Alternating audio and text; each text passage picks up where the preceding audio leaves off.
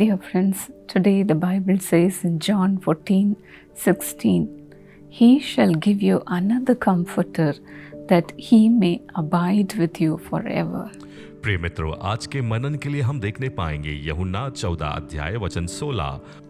और मैं पिता से विनती करूंगा और वह तुम्हें एक और सहायक देगा कि वह सर्वदा तुम्हारे साथ रहे। Bible says that he is another comforter. Bible बताती है कि वह एक और सहायक है। He is not a separate God. वह एक अलग परमेश्वर नहीं है। God the Son, God the Father, God the Holy Spirit are all the same. पिता परमेश्वर, पुत्र परमेश्वर और पवित्र आत्मा परमेश्वर, यह तीनों एक ही है। Who is this comforter? यह सहायक कौन है?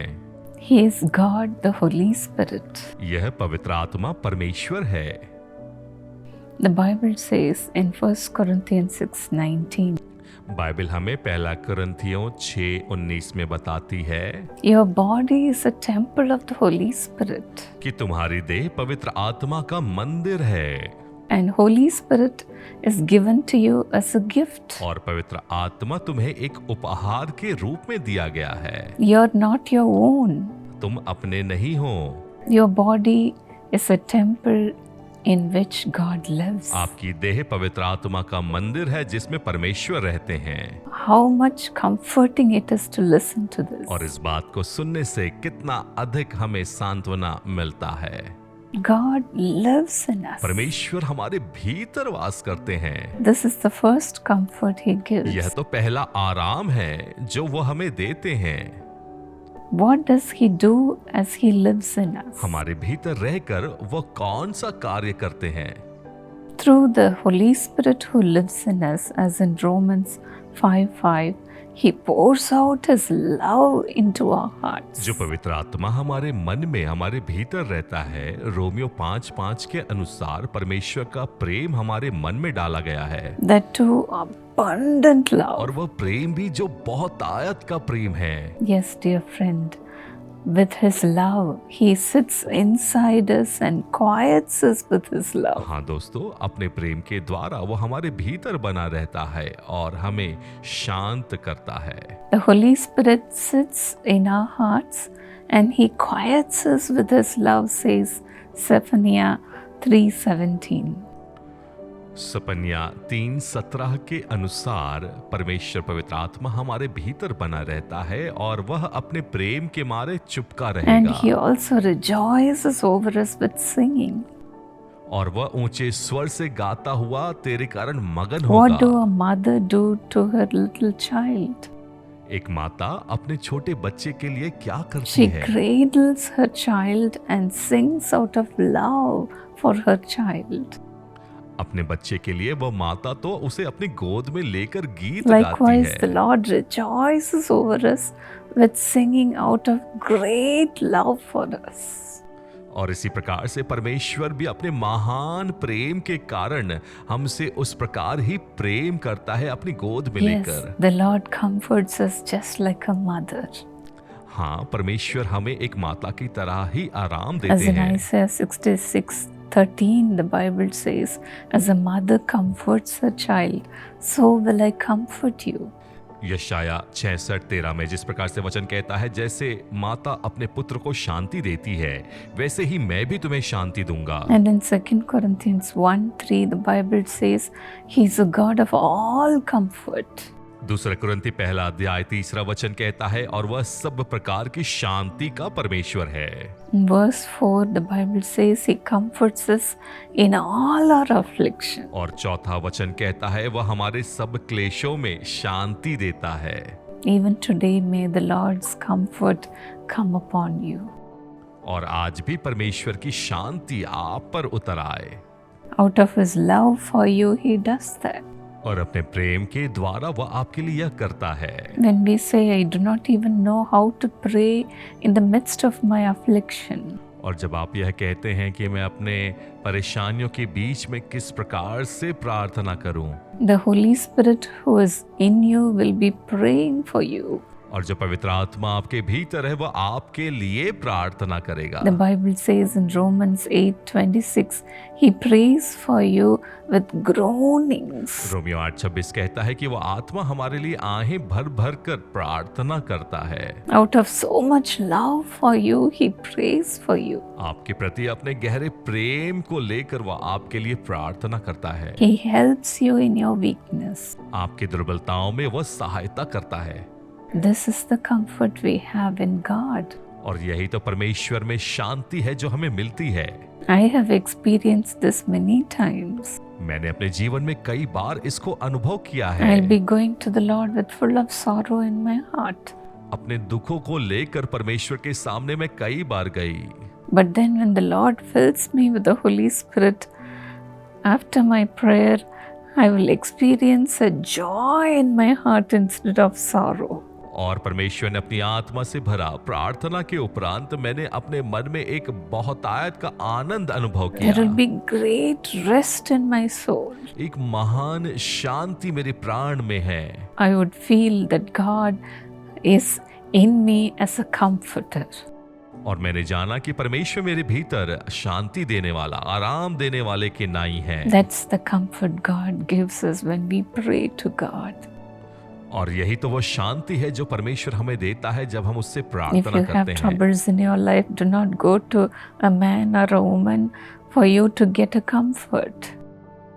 जब आपके जीवन में समस्याएं हो तो किसी स्त्री या पुरुष की ओर ना जाएं कि आपको वहां से शांति मिल सके, Go to God. लेकिन परमेश्वर की ओर He जाएं। helps you in your weakness. वही तो आपकी दुर्बलताओं में सहायता प्रदान करता है। At one time when I was so depressed, I was praying to God, Lord, somehow fill me with your Holy Spirit. एक बार जब मैं बहुत ज्यादा विचलित थी, मैंने परमेश्वर से प्रार्थना की कि परमेश्वर मुझे अपनी आत्मा से परिपूर्ण कर दे।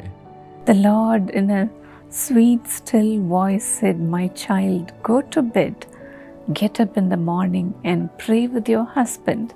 I will fill you with my spirit. परमेश्वर ने मुझे कहा कि मेरी बेटी अपने बिस्तर पर जा, सुबह उठकर अपने पति के साथ प्रार्थना कर और मैं तुम्हें अपनी आत्मा से भर दूंगा।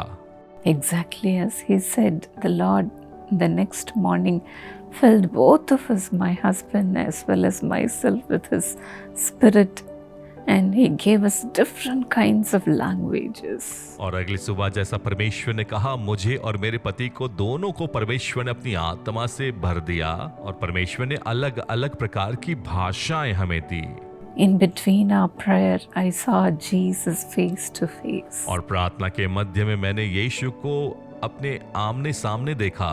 I saw him with full of love. मैंने उसे पूरा प्रेम से भरा हुआ देखा। I didn't feel that he's a man. और वह तो ऐसा अनुभव था कि वो मनुष्य नहीं है। When I looked at him, I could see the love of a mother in his eyes. जब मैंने उनकी ओर देखा तो उनकी आंखों में एक माता का प्रेम जो मैंने पाया। After seeing Jesus, all my depression left me. यीशु को देखने के बाद मेरी सारी चिंताएं मुझे छोड़कर चली गई। God has sent another comforter to comfort us in all our troubles and tribulations. हमारी सारी विपत्ति और परेशानी में हमें परमेश्वर एक और सहायक देता है ताकि वह हमें शांति दे। Even today, may the Lord fill your hearts with His love, with His Spirit. और आज भी परमेश्वर आपको अपने प्रेम से और अपनी आत्मा से परिपूर्ण कर दे। Father, let your love flow into their hearts by the power of the Holy Spirit. पवित्र आत्मा परमेश्वर की सामर्थ से पिता अपने प्रेम को उनके भीतर बहने दीजिए। Lord, you are the Lord who helps them in their afflictions. पिता, ये आप ही हैं जो उनकी परेशानियों में सहायता प्रदान करते हैं। Help them, O God. उनकी सहायता करे परमेश्वर। Today, let all the agony, the heart pain, leave them, O God. आज उनकी हर एक दिल का दर्द और पीड़ा उन्हें छोड़कर चली जाए They परमेश्वर। need not go to anyone for comfort. वो किसी और की ओर ना जाए शांति पाने के लिए। You are their comforter, Lord. आप ही उनके सहायक और शांति देने वाले हैं। Comfort them with your comforting presence, O God. अपनी आराम देने वाली उपस्थिति से उन्हें आराम दे परमेश्वर। Turn all their sorrows into joy. उनके सारे शोक को आनंद में बदल दीजिए। Sorrow of losing their loved ones. वह दुख जो अपने प्रियजन से दूर होने का है, Sorrow of losing their finances. दुख जो आर्थिक परिस्थितियों के गिरने का है, Father, let every sorrow leave them right now. पिता हर एक शोक उनको छोड़कर चला जाए। Lord, with the comfort that you are giving them, let them get up and comfort others, oh God. पिता जैसे आपका आराम उन्हें उठाकर खड़ा कर रहा है, वो उठें और दूसरों को आराम देकर खड़ा करें। Let their hearts be overflowing with your love. उनका हृदय आपके प्रेम से उमड़ पड़े। Rejoice over them with singing, oh God. उनके कारण आनंद से मगन होकर ऊंचे स्वर से गीत गा। Quiet them with your love. अपने प्रेम से उन्हें शांत करा। Lord, in your presence, let them have fullness of joy. आपकी उपस्थिति में उन्हें आनंद की भरपूरी मिलने पाए। Let all the unwanted things in their lives leave in Jesus' name. यीशु के नाम से उनके जीवन में हर एक अनचाही वस्तुएं छोड़कर चली जाए। No more depression. अब कोई और चिंता नहीं। No more failures in their lives. उनके जीवन में कोई और परास्त या हार नहीं। Let them prosper and let them have your presence in full measure, oh God. वो समृद्ध हो और आपकी उपस्थिति भरपूरी के साथ उन्हें मिलने पाए। Thank you for relieving them from all their heartaches. उनके दिल के दर्द से उन्हें छुटकारा देने के लिए धन्यवाद परमेश्वर। Thank you for your refreshing spirit that is coming upon them. आपकी आत्मा जो तरोताजा करती है उसे देने के लिए धन्यवाद। In Jesus' name. यीशु के नाम में Amen. आमीन। God bless you, dear friends. परमेश्वर आपको आशीष दे मित्रों। May the God of all comfort comfort you परमेश्वर जो सारी शांति का देने वाला है आपको आराम दे and enable you to comfort others. और आपकी सहायता करे कि आप दूसरों को आराम दे पाए। Come, dear friends. आइए मेरे दोस्तों, Come forward and give your time to God. सामने आइए और परमेश्वर को अपना बहुमूल्य समय दीजिए। With all the comfort you have from God, come forward to comfort others. और जो कुछ भी आराम परमेश्वर से आपको मिला है, आगे आकर दूसरों को आराम दीजिए। As you come into the ministry of Jesus Calls, जिस प्रकार से आप यीशु बुलाता की सेवा में सहभागी होते हैं, we will be giving you training to help others, to pray for others. हम आपको प्रशिक्षण देंगे कि आप दूसरों की सहायता कर पाएं और प्रार्थना कर पाएं। Enroll yourself in the prayer academy. प्रार्थना समूह में अपना नाम दर्ज कराएं We will be training you in that mission.